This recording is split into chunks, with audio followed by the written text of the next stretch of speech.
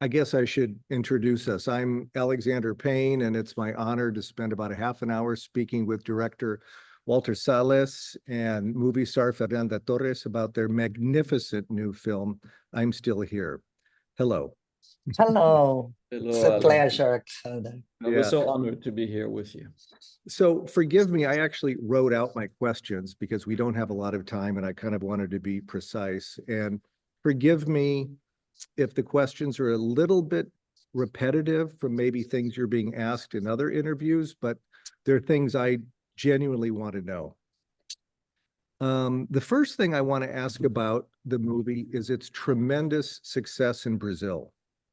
Besides its being an extremely well-made, compassionate, and emotional movie, it seems also to be feeding a hunger in Brazil to talk about these themes. And certainly at a fragile time, not only in Brazilian history, but in world history. Things can go either way. It was only by a hair that Lula beat Bolsonaro a couple of years ago. And in the United States, of course, we just experienced a version of that same election, but with a different result. What's more, I read that recently a Brazilian Supreme Court justice actually mentioned the movie while arguing that the 1979 amnesty law shouldn't apply to the crime of concealing bodies. It seems that this is a rare movie that is actually having a significant cultural, perhaps even historical impact. Plus, it's educating younger Brazilians about events before their birth, but which still very much affect their Brazilian identity. So, what have you been hearing? And is this in the neighborhood of what you could have anticipated or expected or hoped for? What's your reaction about this tremendous success in Brazil? Both of you. Walter. Okay, I will start by saying that, first of all, the film is based on a great book by Marcelo Rubens Paiva, the kid from this one family who lived in the 70s during the military dictatorship. Moments of extreme joy. For them, I think life was a form of resistance. And then that joy was robbed at exactly the same time that the country was robbed of a future. So through the microcosm of family, through the characters, the humanity of the characters, the book allowed us to plunge into that era through those characters. And I got to meet those characters personally. I was invited into that family when I was 13 years old. So it added, a personal aspect to this. And we basically did the film we thought we should do without ever anticipating the effect that it could have. It felt like a reflection of those times that was needed because Brazilian cinema hadn't investigated it, I would say, deep enough. And suddenly history changed and the extreme right became very palpable in Brazil, and we realized that the film was not only about the past, but also about the present. Mm-hmm. And this somehow create, there's this wonderful line that a film only exists when you find the artery of a film, and I think that blending of past and present, that urgency that we found at that moment is what allowed the film to become what it became. But we never thought that it would actually impact, I would say, the audience as much as it did, because people came back to the cinema and it hadn't happened for 4 years. And different generations came, and perhaps because for them, when you're 20 years old, the military dictatorship is an abstraction. It happened 40 years ago. Yeah, but this film makes it vivid, makes it real, makes it palpable, no? Yes, but I think what it makes is like, as Walter has chosen to depict a family, we could escape from the binary ideology of or course. you are in one side or you are in the other. And suddenly everybody could relate and see themselves in that family and could agree that the suspension of civil rights in a country can destroy all kinds of people, that your family could be attacked. So I think everybody has a mother, everybody has a father, everybody has brothers. And so young children could relate themselves to those children, and also mothers could relate themselves and read the film not from a political or ideological point of view, but from a humanistic point of view, which is something that it's lacking nowadays, because we are so divided by ideology, by hate, by anger. And suddenly there was this film full of love. It's a film about enduring in love.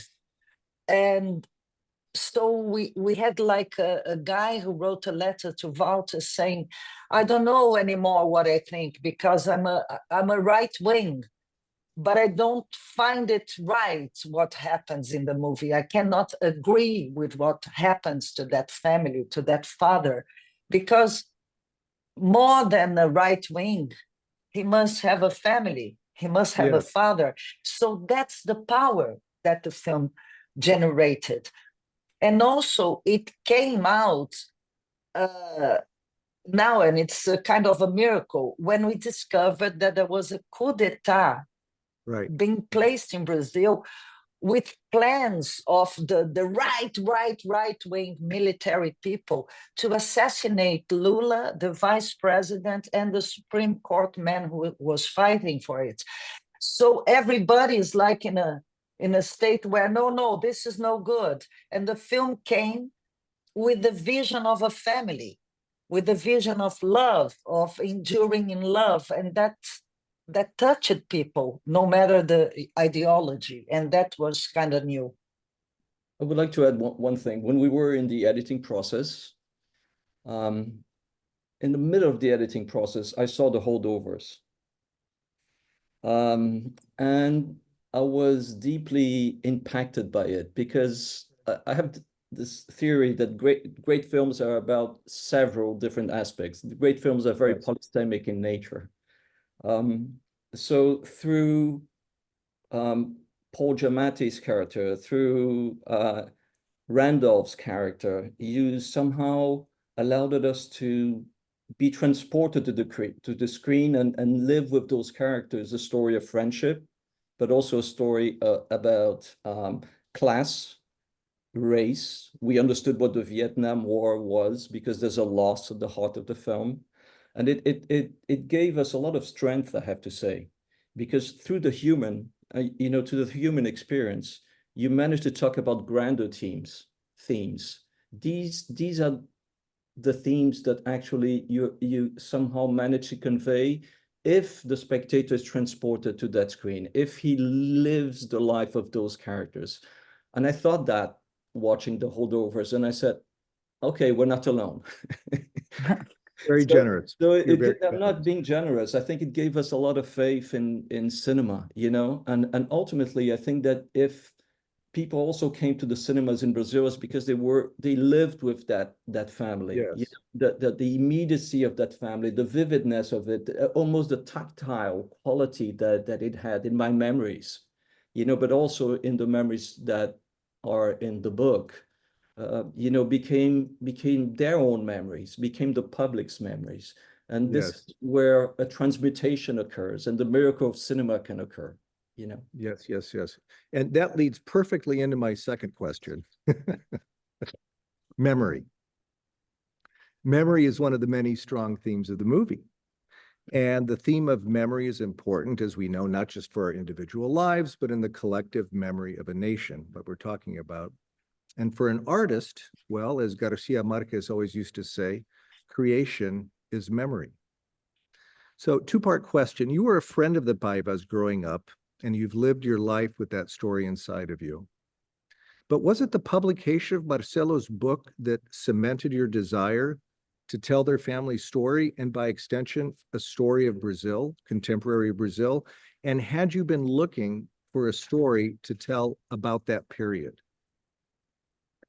Yes, I think that Marcelo book really unveiled the part of the story I wasn't aware of, as the friend that I had been in that specific moment in my life. I was 13, 14 years old when I was invited into that family.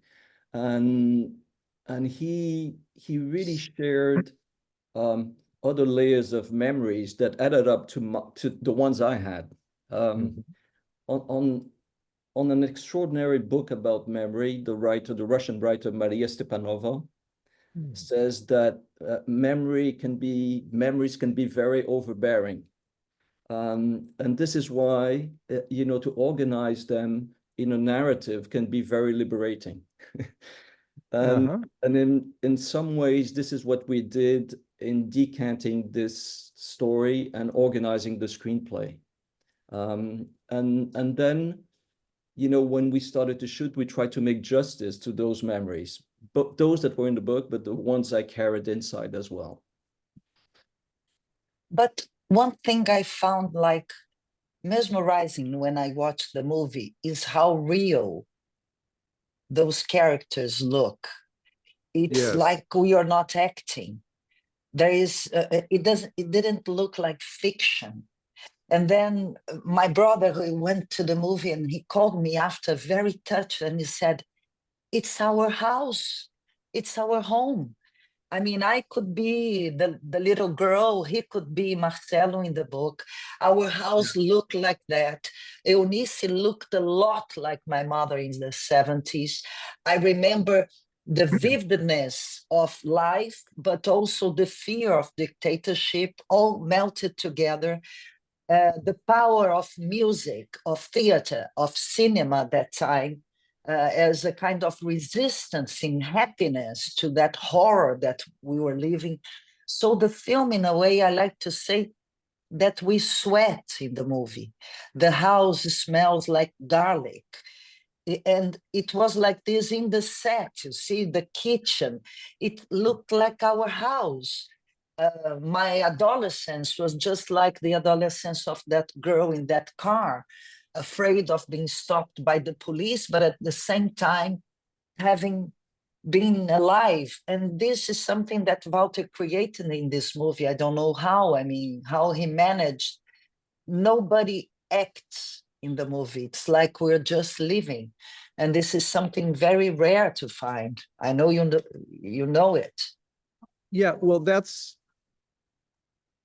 one of the big things, one of the great accomplishments of the film is the completely, sorry about the noise here, I'm in a hotel, is the completely convincing chemistry among the family and the completely convincing evocation of period, some of which, or most of which, has to be based on memory. So talk to me a little bit about casting, because the casting from top to bottom is impeccable. Obviously, you probably had Fernanda in mind from the beginning, maybe when you were writing the script. I hope you did. And tell him the truth. Tell him the truth. what's the truth? No. Okay. So somebody passed. Someone was unavailable. Okay, perfect. But speak about, though, the casting process to find those kids, particularly in the first part of the movie, those kids, that first part of the movie, anchors and roots the entire rest of this movie in this complete reality. Finding the kids, working with the kids, and did you involve Fernanda also in any rehearsals or workshops you might have had? Yes, we conducted many interviews and tests, and I would say that more than 600 or 700 kids were tested. And then the young kid who plays Marcelo was found just in front of the house where we were actually rehearsing. Mirroring what had happened actually with Central Station. We had tried to find the kid, throughout the whole country, and then we found him 2 miles away from where we were. Yeah. A year later.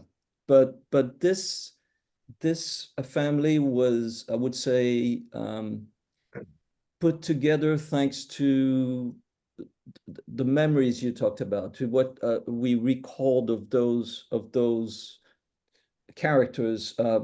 When I say we, is what Marcelo describes, but also the memories I had, and I try to make justice to that, so to start with. But then, as soon as we had that cast, we spent time in that house at the heart of the film. Wait, And and just quickly, the house, was that house an actual house from your childhood? it was or extremely, it was very extremely similar similar? to the Okay. actual house. Yes, the actual house It's gone. has been destroyed and given way to a very tall building. In Leblon. Fortunately, yes, in Leblon. But we found a very similar house from the same decade, the late 40s, and with the same kind of internal dimensions and proportions, two stories kind of colonial house. And it was a very, very agreeable place to rehearse, actually. We had approximately 3 weeks in which we played with scenes that could have anticipated the beginning of the film. So we did that. But when the shooting starts, what we try to actually do is to remain completely fresh on a take-by-take situation. There's this, I think you're a fan of Kieslowski as well, and he says that the first take is always miraculous, and this is why he normally didn't like to do a second take or a third take of, and it adds so much concentration and focus to the direction process and to acting as a whole. But you may want to do a second take. And I think that the idea here was to make the second take as fresh as the first take, and the third take as fresh as the second take, by altering a few things, by asking one actor to eliminate a sentence or to change words or to change movement within the frame, so that we were actually always dealing with a material that was slightly different, and granting a unique character to each of those takes. Yeah, giving the other actors something new and fresh to react to. All the time, But going back to the kids, how many of them had professional acting experience? The two younger kids with none. Did you have some, basically off the street? None. And the two young kids never read the script. They didn't know the story. At a certain point, they said, "The dog is gonna die." So they were taken because Walter didn't want them to anticipate the emotions. And we spent like the first part of the movie is just parties and friends. So together with the rehearsal, and it was very close to documentary, for instance, the party scene. They're all our friends. We're friends. I'm a great friend of Selton. And so we created that lively family and the house and the children and the dog. And as we shot chronologically, that was changing in a pace that we could do it real. You see, the day Selton left was the day Rubens left for good. And then the house was closed, no more light, no more friends. And so it allowed us not to act, just to experiment the being. Yeah. So one other part of this evocation of period I want to ask about. I mean, all the technical, artistic contributions, photography, costume, editing are wonderful. But the one, of course, I have to talk about is production design. And you have a long collaboration with Carlos Conti. Can you talk about your collaboration with him and his work specifically, his astonishing work specifically on this film? I'm so glad that you asked this question, because it's Carlos' work is so extraordinarily organic that it somehow gives the impression that those, that the house was already like that, or Lived in, that completely lived in. yeah, it feels so lived, and there's an internal logic to it that comes from a deep understanding of the period, but also a deep understanding of each of the characters. We had worked together in the Motorcycle Diaries, and I was extremely impressed by how much he could do with as so little. And so Right. rapidly.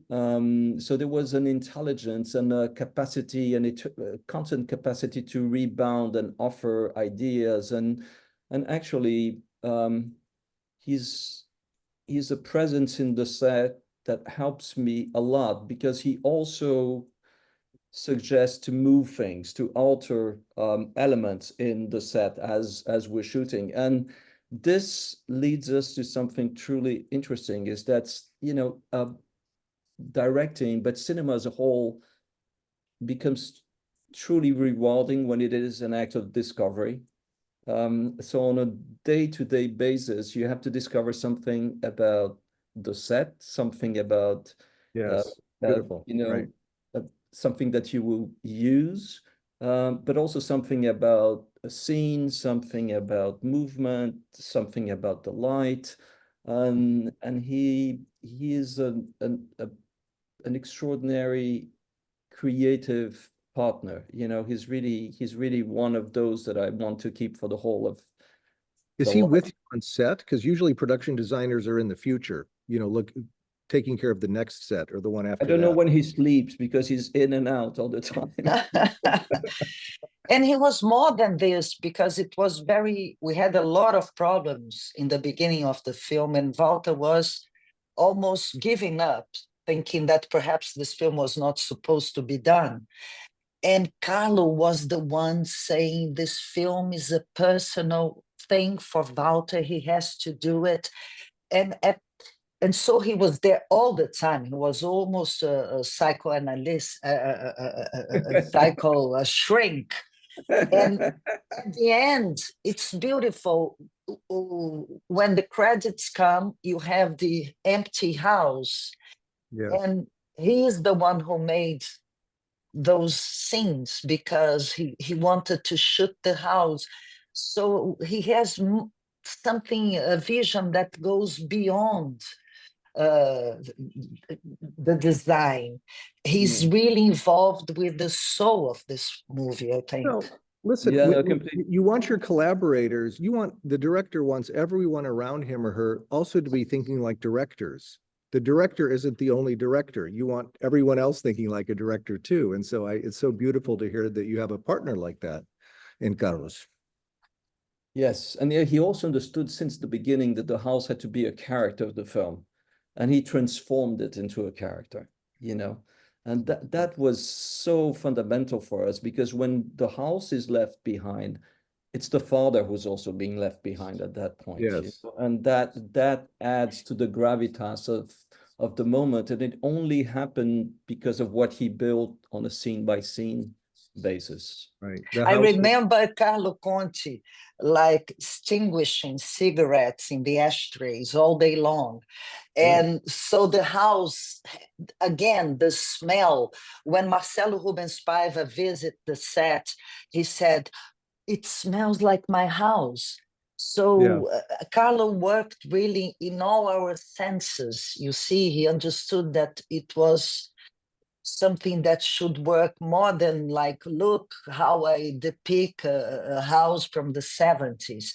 It was a livable house. It was a house, a home, and he created plus it. the garlic. Plus the The garlic. garlic is. Yeah. He walked around chewing garlic and blowing it everywhere. Yeah. Okay. So Fernanda, an enormous amount of the power of this film comes from the power of your performance. And a great deal of that power comes from restraint. a restraint that Walter has described thematically as a highly efficient form of resistance. It also made me think of a wonderful quote by Jean-Louis Trintignant, who used to say that the best actors are those who feel the most but show the least. And Perfect. even when, for example, you display fear when they've arrested you and you're in the interrogation center, we can see your lip trembling. Your character still never loses that center, that anchor, that dignity. Was this the characteristic that the real Eunice showed as described by her family and by Marcelo, even by Walter, who knew her? And finding that perfect balance of performance tone is, I think, the result of a terrific collaboration between actor and director. So if you can you tell us a bit about becoming Eunice Paiva? Well, we had Eunice like a guide to us because we didn't want to make a melodrama out of her life because she refused to Yes. be a victim in the streets. She was capable of keeping her dignity and her strength and her politeness. I mean, she always had that smile. The smile for me was the mystery, because even when she was talking about torture, about having her husband being taken from the house, she had the smile. It's a woman who used the smile as a weapon. So we wanted to be faithful to that dignity, to that she's a woman who never showed off, never shows off. And as an actress, this was a whole new world for me, because normally actors, we have the tendency to show how good we can cry, how good we can scream, how well we can do a scene. And Eunice was the contrary, is how well I can control my emotions, how well I can be a guide to that family, even if I'm afraid, even if I'm angry, even if I'm being the victim of this injustice. And this is something that I've never done before.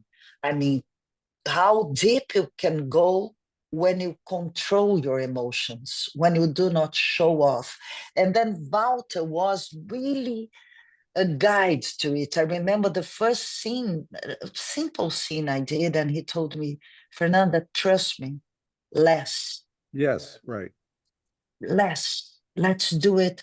And he used me, I think, as a first violin. You see, when a maestro like tunes the first violin of his orchestra, and then I think I helped everybody else to tune the orchestra with my violin.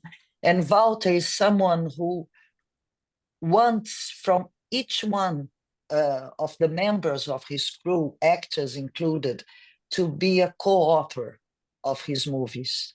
So he's very open, and at the same time, he knows what he wants. And at a certain point, we're not thinking about it anymore. It was there. So in the beginning, he was like tuning me, and after a while, through me, he was tuning everybody else around. And it was really deep, really deep. I'm so glad, the director has many partners. The screenwriters, of course, the director of photography, the editor. But in a way, the most important partnership is that partnership with the lead actor. Because for exactly the reasons you're saying, he or she becomes like a team leader. And like you're saying, sets the tone, plays the A, whatever it is. That's beautifully expressed. Now, we can't talk about this movie without mentioning the power of your mother at the end, playing you as an old woman. And inasmuch as the power of the movie resides in the restraint we've been talking about, both in your performance and in Walter's tone, the sight of your mother allows the audience a profound emotional release at last. Her face watching that television, I found, was many faces at once. It's the face of an acting giant and, you know, the head of a dynasty, an acting dynasty. It's the face of the character of a wife and a mother. It's the face of memory. In a way, it's the face of Brazil. And finally, it's the face of the human spirit that says to its would-be oppressors, the spirit you seek to subdue will outlive you and outlast you. So when, Walter, when you and the screenwriters were finishing the script, did you imagine this mother-daughter duo perhaps doing it? And in the moment when Fernanda Montenegro said yes, were you finally able to think, as Carlos was telling you, God wants this film? I have to say that when, you know, when we knew that both Fernanda and Dona Fernanda, as we call her in Brazil, Fernanda Montenegro, accepted to embrace the film, that the film would not only exist, but it would, you know, transcend what we had on the page, you know, transcend it as Fernanda Montenegro did with Central Station. She truly elevated the film beyond what I could ever imagine. And Fernanda Torres and Fernanda Montenegro did with I'm Still Here. But I'm very touched by the layers that you saw in those in that scene, because the whole film, that scene contains the film as a whole, you know. Perhaps every scene in a film should contain the film as a whole, but that, if there's one that embodies the whole film, it's that one. It's one of endurance, really. It's the endurance of that family who managed to not only resist but find forms of relaying that to new generations, you know, so transcending, therefore, that tragedy and overcoming it. So there's the light within is in her face, but also the memory of that man is in her forever. So it's about what we all lost, I'm sorry, on a personal level, but also on a collective level. And Fernanda truly conveys that. And at the same time, you can see the endurance of art in having Fernanda Torres and Fernanda Montenegro together. And you said this very beautifully, Nanda. I think I'll pass the baton to you for this, because there's really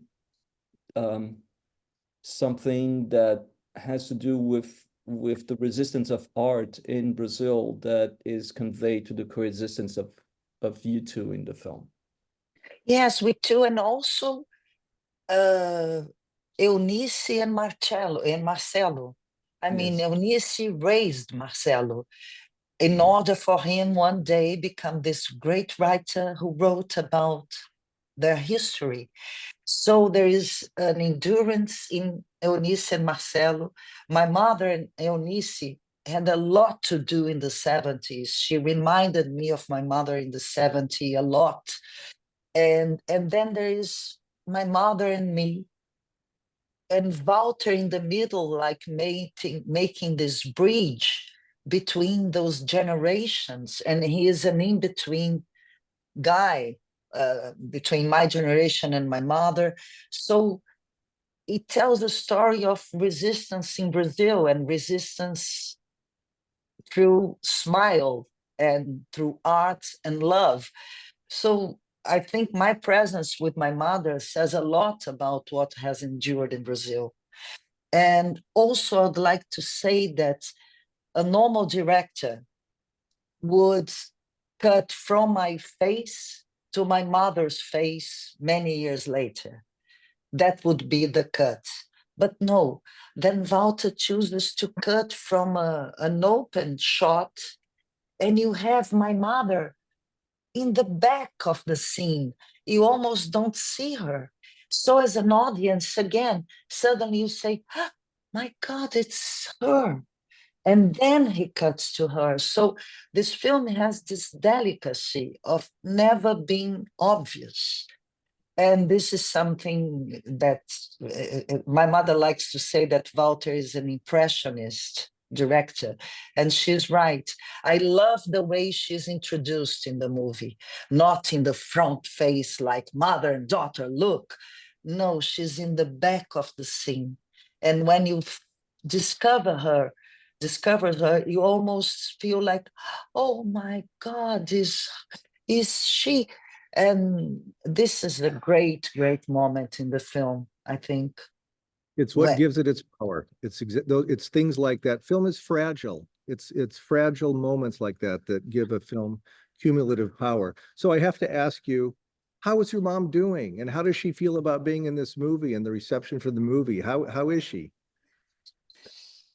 Is a lion. My mother, she's a beast. She's 95 years old. Last year, she did theater. She did Simone de Beauvoir, a monologue she adapted to 15,000 people in a park. And then she shot another movie. And and it's unbelievable. I mean, we came from Sardinia, our family, Right. and Sardinia is one of the blue zones. So my mother, she looks like she'll be around for a long time. Good, good, good. She's doing great, great, and she's very touched by the whole thing. We're all touched by it because the film became a phenomena in Brazil, and it reunites my mother, me, Walter, and Eunice, and Marcelo. It's so powerful. We're all very proud and touched by it. I'm so happy for you. The film is so beautiful and so magnificent, and I'm so happy that other people are seeing that millions are. I congratulate you, and I just want to finish with one question. When they're dancing and the girl says, "Hey, I lost a tooth," how did you do that? Had she really just lost a tooth? Or did you see that the actress was missing a tooth and you said, "Hey, what if you say you just lost a tooth?" I love that moment. She lost it the day before. Fantastic.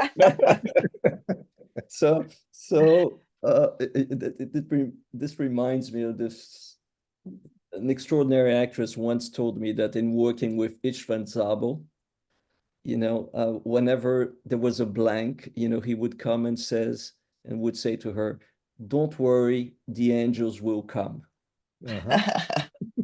So the angels did come in this moment of the film that you're describing. God wanted this film. I congratulate you. Thanks for letting me talk to you about it. I'm so happy, and I would say good luck, but you have the luck already. It's just great. And Walter, you've made another classic. Such an honor for us, man. I mean, you're somebody we admire for so long, and to exchange these ideas with you is really a privilege. So many. I feel the same. Well, and we learn more about the film, actually. and your movies are always humanistic movies, always. And we know what does it mean to remain human in such a big industry. And so we are like really fans of your Thanks a work. lot. Muito obrigado. Thank you so much. Obrigadíssimo. Obrigado a você. Ciao. Hope to see you soon. And Fernanda, hope to meet you. Hope to see you. Yeah, me too. All right. Ciao, ciao. Bye, Tchau, dear. tchau. Obrigado.